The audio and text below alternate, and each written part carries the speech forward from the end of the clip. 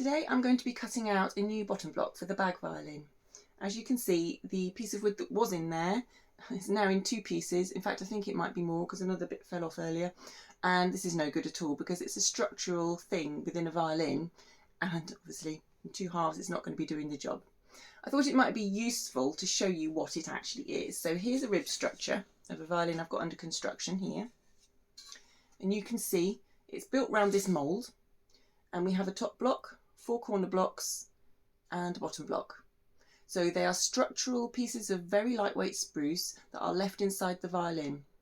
Once it comes off the mould for a new violin, they get shaped.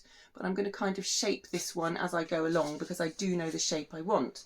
I've written down my measurements, so I know exactly what I'm aiming for. And I found a really nice lightweight piece of spruce. It hardly weighs anything. And that's important because we want the sound to be travelling around the instrument without being blocked by dense wood. So light spruce is the best thing, I think, for bottom blocks or any of the blocks. It just works very well. So I've split off a piece of this wood that's the right sort of size, oversized now because I'm going to be shaping it. And I've also used my set square to make the bigger face here completely flat and square to the bottom edge here. And it's the bottom edge that I'm going to be sticking eventually onto the front here.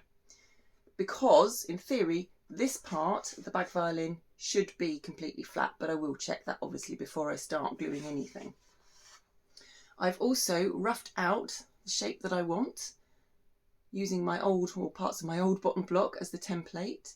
So all I have to do now is cut it down, a little bit oversized so I've got plenty of room to play with any tweaks that I need to make. So I'll put it in my vise and use my chisel and get the rough shape in there.